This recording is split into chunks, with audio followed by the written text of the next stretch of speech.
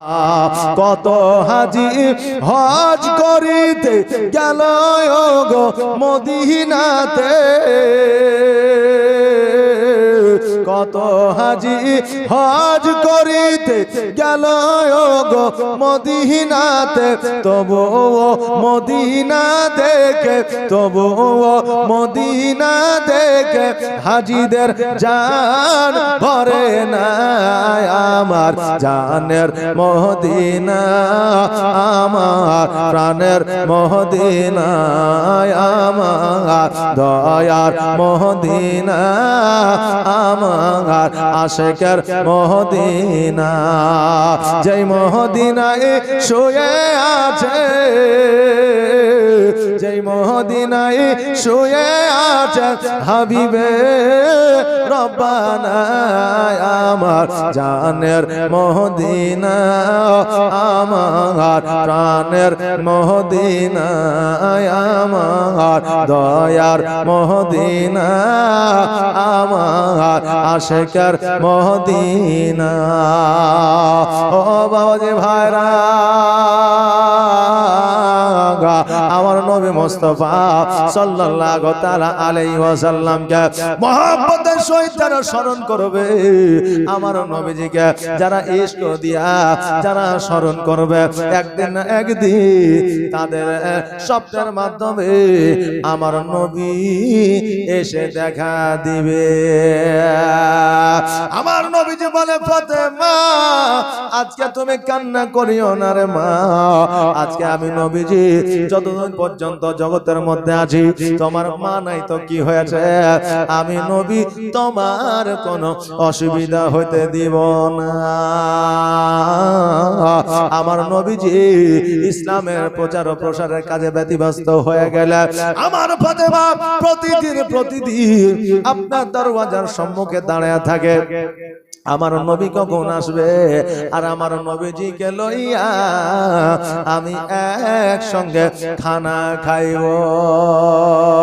আরে বাবা, আমার ফাতেমা ওই দরওয়াজার সম্মুখে দাঁড়ায় থাকে, আর ওই পথ দিয়ে একটা ইহুদি কন্যা হেঁটে যায়, আর আমার ফাতেমার সঙ্গে একবার করে কথা বলে, দ্বিতীয় দিন কথা বলল, তৃতীয় দিন কথা বলল, চতুর্থ দিন বলল। এইভাবে কথা বলতে বলতে বলতে বলতে তাদের মধ্যে একটা বন্ধুত্ব তৈরি হলো, বান্ধবী তৈরি হলো, তাদের মধ্যে একটা যেন সম্পর্ক তৈরি হলো।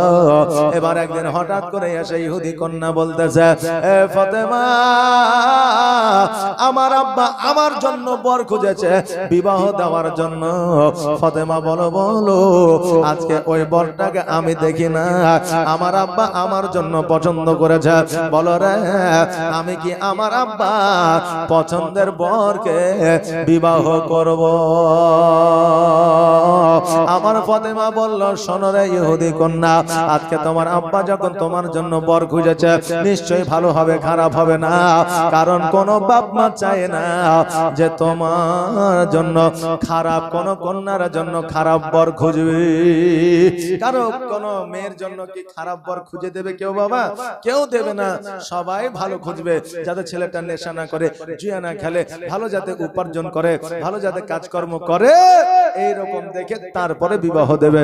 কিন্তু বাবা, খারাপ যদি কোনো আপনার সার্টিফিকেট থাকে তাহলে কিন্তু বিয়ে দেবে না। আমার ফাতেমা বললেন, ইহুদি কন্যা, আজকে তোমার আব্বা যখন তোমার জন্য বর খুঁজেছে, যাও যাও যাও, তুমি বিবাহ করে না, নিশ্চয়ই ভালো হবে। তোমার আব্বা মা যখন তোমার জন্য খুঁজেছে, বেরাদা আমার ফাতেমা অন্যান্য নারীদের মতো ছিল না রে মা। আজকে আমাদের বাইরা, আমাদের বোনেরা যখন একে অপরের কাছে বুদ্ধি নিতে যায়, আমার আব্বা আমার জন্য বউ খুঁজেছে, আমার আব্বা আমার জন্য জামাই খুঁজেছে, আমার আব্বার পছন্দের দেখা মেয়েকে কি বিবাহ করব, আমার আব্বার পছন্দের জামাইকে কি আমি বিবাহ করব? তো বন্ধু বান্ধবরা বলে, আজকে তোর আব্বা মায়ের যদি পছন্দ মতো মেয়েকে বিবাহ করবি, তো এতদিন যে ঝুমার পেছনে ঘুরলি তার কি হবে? জি, তার কি হবে? এই কথা বলবে। কিন্তু বাবারে, আজকাল বন্ধুদের মধ্যে আর তখনকার বন্ধুদের মধ্যে পার্থক্য ছিল, থাকবে আসমান জমিন আছে। জোরে বলেন সুবহানাল্লাহ। আমার ফাতেমা রাদিয়াল্লাহু তাআলা আনহা বললে, যাও যাও যাও, তুমি বিবাহ করে নাও। এবার ইহুদি কন্যা বলল, ও ফাতেমা শোনো রে, আজকে আমি বিবাহ করতে পারি, কিন্তু একটা শর্ত আছে। বলে কি?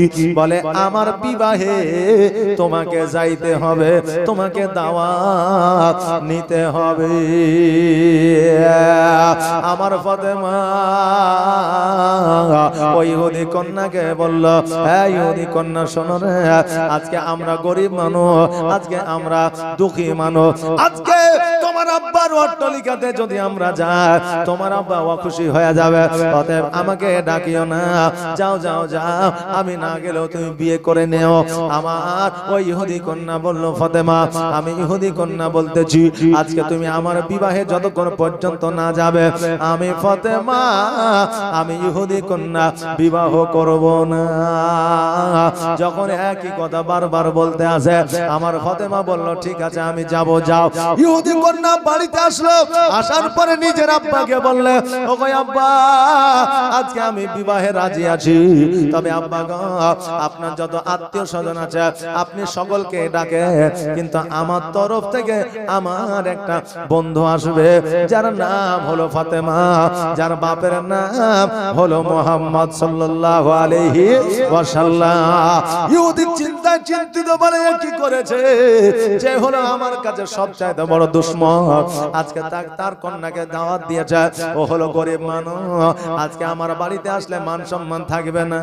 এইরকম জগতের মধ্যে মুসলমানও এইরকম আছে না, দেখবেন চারবে কেউ বিটির বিয়ে দিচ্ছে, বেটার বিয়ে দিচ্ছে, আত্মীয় যে দেখবেন যে গরিব আছে তার বাড়িতে পরে চিঠিটা যায়, অনেক চিন্তা ভাবনা করে যে দিব কি দিব না, চিঠিটা দিব কি দিব না, যদি দিয়ে দিও তো গরিব মানুষ মাইনেও দিতে পারবে না, আর আমার বাড়িতে আসলে হয়তো পুরনো পোশাক পরে আসবে, ভদ্র মহিলারা ভদ্র পুরুষেরা আসবে, আর বলবে এমন লোককে দাওয়াত করেছে, আমারও মান সম্মান যাবে, ওরও যাবে।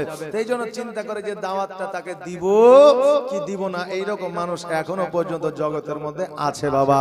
ইহুদি চিন্তা করে, হায় রে, যারা গরিব মানুষ নিজেই খেতে পায় না, আজকে আমার বাড়িতে আসলে আমার মান সম্মান তো থাকবে না। এবার ওই ইহুদি কন্যাকে বলল, হ্যাঁ কন্যা শোনো রে, আজকে তোমার বান্ধবকে ডাক দিবা, আমি বাধা দিব না, কারণ ইহুদি জানে ফাতেমাকে যদি না আনতে দিই তাহলে আমার কন্যা বিবাহ করবে না। এই জন্য বলল, শোনো রে, আমি বাধা দেব না, তবে তোমার বান্ধবীকে বলে দিও আমার বাড়িতে বিয়েতে আসতে হলে একটা যেন নতুন পোশাক পরে আসে, কারণ গণ্যমান্য ব্যক্তি আমার বাড়িতে থাকবে, পুরনো পোশাক পরে আসলে ও বেটি রে, আজকে তোমার মান ইজ্জতের হানি হবে, আমারও মান ইজ্জতের হানি হবে। ইহুদি কিন্তু জানতো ফাতেমা পোশাক কিনতে পারবে না, আর আমার বাড়িতে দাওয়াত খেতে আসতে পারবে না। ওই ইহুদি কন্যা আবার ফাতেমার কাছে গেল, যাওয়ার পরে বলল, ফাতেমা আজকে আমার বাড়িতে যখন দাওয়াত খেতে আসবে, একটা নতুন পোশাক তুমি পরিধান করে আসিও। এই বলে ইহুদি কন্যা চলে আসলো। বাবারে, যার বাপের টাকা আছে পয়সা আছে, পোশাকের মূল্য তারা বোঝে না, চাইলে পেয়ে যায়, আর একজন গরিব পোশাকের মূল্য কতটা বুঝতে পারে। গরিব যারা হয় এক মুষ্টি ভাতের দাম কত তারা জানতে পারে। আরে আমার বাবা যে ভাইরা, আমার ফাতেমা চিন্তায় চিন্তিত, মনটা ভারী করে যেন বসে আছে। আমার নবী যে বাড়িতে প্রবেশ করার পরে আমার ফাতেমাকে বলতেছে, ফাতেমা তুমি কেন মনটা ভারী করে বসে আছো রে মা? জান্নাতের রানী মুখটা এইভাবে মানায় না। আমার ফাতেমা বলতেছে, আব্বা গো, ইহুদি কন্যা আমাকে দাওয়াত করে গেছে, আমি যদি তার দাওয়াতে না যাই সে বিবাহ করবে না। ওই আব্বা জান, তবে একটা নতুন পোশাক পরে যেতে বলেছে, আমার তো নতুন পোশাক না। আব্বা গো, আজকে আমার পোশাকে একটা নয়, দুইটা নয়, টোটাল 17টা তালি লাগানো আছে। আহারে মা, আজকে যেই ফাতেমার পোশাকে 17টা তালি লাগানো, আজকে মারে তোমার আলমারি তোমার সুকেশে কত কাপড় আছে তুমি নিজেও জানো না। আর ঈদ আসলে, কুরবানি আসলে নতুন পোশাক যদি মার্কেটে আসে, তোমার স্বামীকে তুমি জ্বালায়া রাখো না। আমার কথায় যদি তোমার স্বামী দুঃখী হয়ে যায়, আজকে তুমি যত ইবাদত করো না কেন, তোমার ইবাদত আল্লাহর দরবারে কবুল হবে না। এই জন্য মারে স্বামীর সঙ্গে হিসাব নিকাশ করে কথা বলবে, যাতে তোমার দ্বারা তোমার স্বামী নারাজ না হয়ে যায়। আমার বাবা যে ভাইরা, আমার ফাতেমা তো জোহরা রাদিয়াল্লাহু তাআলা আনহা যখন এই কথা বললে, আমার নবীজি বললে, মারে তুমি চিন্তা করিও না, চিন্তা করিও না। আল্লাহ আছে, বিয়েটা কবে? বলে শুক্রবার। বলে কবে? বলে আগামী কালকে। আমার ফাতেমা যখন এই কথা বললো, আমার নবীজি বলে, মা তুমি চিন্তা করিও না। আমার নবী মুস্তাফা সাল্লাল্লাহু তাআলা আলাইহি ওয়াসাল্লাম ঘরে গেলে, খাবার খাইলে, ফাতেমাকে সঙ্গে করে নিয়া পরের দিন ইসলামের প্রচারের জন্য গেছে। জুম্মার পরে যখন বাড়িতে ফিরেছে, দেখছেন যেন আমার মা ফাতেমা মনটা ভারী করে আছে। নবী আমার বলতেছে, ফাতেমা এখনো পর্যন্ত কি পোশাকের ব্যবস্থা হয়নি? বলে না। আমার নবী বলে, মা চিন্তা করিও না, যাও যাও যাও, ঘরের মধ্যে চলে যাও। আর ঘরের মধ্যে যাওয়ার পরে 2 রাকাত নামাজ আদায় করে আল্লাহর দরবারে পোশাক চাও, আল্লাহ তোমাকে পোশাক দেবে।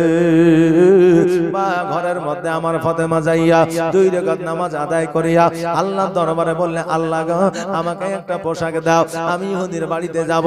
পুরনো পোশাক যদি পরে যায় আমি অপমানিত হব, লজ্জিত হব। আর আমি যদি অপমানিত লজ্জিত হয়, আমার নবী লজ্জিত হবে। আল্লাহ তুমি সহ্য করতে পারবে না। আমি যদি নাও যাই, আজকে ইহুদি বলবে, দেখ রে দেখ, যার বাড়িতে অপমান দূর হয় না, সে আসবে দাওয়াত খাইতে, আমি বড় লজ্জিত হয়ে যাব। আল্লাহ বলে, জিবরিল রে আর দেরি করিস না, যা যা জান্নাত হইতে একটা সালোয়ার কামিজ, জান্নাত হইতে একটা পোশাক নিয়ে গিয়ে আমার ফাতেমার কাছে পৌঁছায়া দে। জিবরিল আমিন আমার ফাতেমার কাছে পোশাক পৌঁছে দিলেন। ওই পোশাকটা পরিধান করে ইহুদির বাড়ি দিকে অগ্রসর হয়ে গেল। এইদিকে ইহুদি সকল কন্যাকে শিখায়া দিয়েছে, শোনো রে, আজকে ফাতেমা যখন পুরনো পোশাক পরে বাড়িতে প্রবেশ করবে, এমন ভাবে লজ্জিত করবে, এমন ভাবে হাসাহাসি করবে, যাতে ফাতেমা লজ্জায় পালিয়ে যায়। সকল কন্যারা যেন গেটের মধ্যে দাঁড়ায় আছে। আর আমার ফাতেমা যেমনই বাবা এন্ট্রি করেছে, যেমনই বাবা ঘরের মধ্যে বাড়ির মধ্যে প্রবেশ করেছে, অন্যান্য নারীরা আমার ফাতেমাকে অপমান করা তো দূরের কথা, আমার ফাতেমা পোশাকের দিকে তাকায়া সবাই যেন হতভম্ব হয়ে দাঁড়ায়া আছে। জোরে বলুন সুবহানাল্লাহ। সকল ইহুদি কন্যারা বলতেছে, এ ফাতেমা, আজকে আমার স্বামীদের এত টাকা, আজকে আমার বাপের এত টাকা, এত সুন্দর পোশাক কোন বাজারে পাই নাই, এত সুন্দর পোশাক কোন মার্কেটে পাই নাই, এত সুন্দর পোশাক কোন দোকানে পাই নাই। ফাতেমা বলো বলো, এত সুন্দর পোশাক তুমি কোথা থেকে নিয়ে আসলে? কোন মার্কেট থেকে নিয়ে আসলে? কোন বাজার থেকে নিয়ে আসলে? কোন বস্ত্রালয় থেকে নিয়ে আসলে? আমার ফাতেমা বললে, শোনো রে, এত সুন্দর পোশাক কোন দোকানে মাকানে পাওয়া যায় না, কোন মার্কেটে কোন বাজারে পাওয়া যায় না। এই পোশাক একমাত্র একটা রাস্তায় পাওয়া যায়, যে রাস্তাটা হলো ইহদিনাস সিরাতাল মুস্তাকিমের রাস্তা। আমার নবীর কালমা ছাড়া এই পোশাক হাসিল করা যায় না। আমার মা ফাতেমা তো জোহরা রাদিয়াল্লাহু তাআলা আনহা যখন এই কথা বললে, ইহুদি কন্যারা বলল, ইহুদি নারীরা বলল, ও ফাতেমা, নবীর কালমা পড়লে কি এই পোশাক পাওয়া যাবে? কারণ এই পোশাকের দিওয়ানা আমরা হয়েছি, এই পোশাকের পাগল আমরা হয়েছি। আজকে নবীর কালমা পড়লে কি পোশাক পাওয়া যাবে? বলে, অতি অবশ্যই পাওয়া যাবে। যখন এই কথা বলেছে, ওই জায়গায় ইহুদি নারীরা একটা নয়, দুইটা নয়, তিনটা নয়, পাঁচটা নয়, সাতটা নয়, 113টা কন্যা আমার ফাতেমার হাতে হাত দিয়া যেন নবীর কালমা পড়ে মুসলমান হয়ে গিয়েছিলেন। জোরে বলেন সুবহানাল্লাহ। সবাই যখন মুসলমান হতে চাইলে, নবীর কালমা পড়তে চাইলে, সঙ্গে সঙ্গে আমার ফাতেমা পড়াইলেন লা ইলাহা ইল্লাল্লাহ। সবাই বলেন নেকি হবে, লা ইলাহা ইল্লাল্লাহ। বলো লা ইলাহা ইল্লাল্লাহ, বলো লা ইলাহা তোমার মতো এত ভালো, তোমার মতো এত ভালো কেউ তো আমায় বাসে না, তাই তো নবী আমি তোমার দিওয়ানা, তাই তো রাসূল আমি তোমার দিওয়ানা। বলো লা ইলাহা ইল্লাল্লাহ, লা ইলাহা ইল্লাল্লাহ, বলো লা ইলাহা। ও কি শুনেছি কিতাবের লেখা,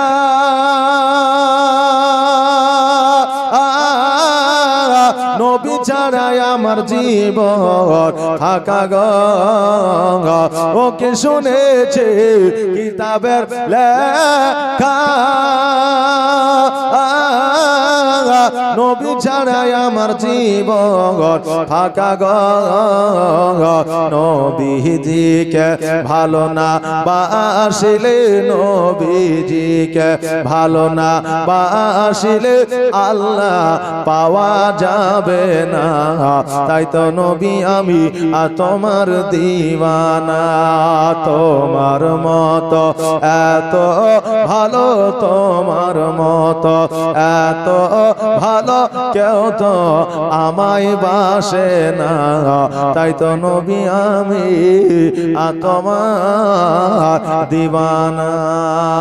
লা ইলাহা ইল্লাল্লাহ, বলো লা ইলাহা ইল্লাল্লাহ, লা ইলাহা ইল্লাল্লাহ মুহাম্মাদুর রাসূলুল্লাহ সাল্লাল্লাহু তাআলা আলাইহি ওয়াসাল্লাম।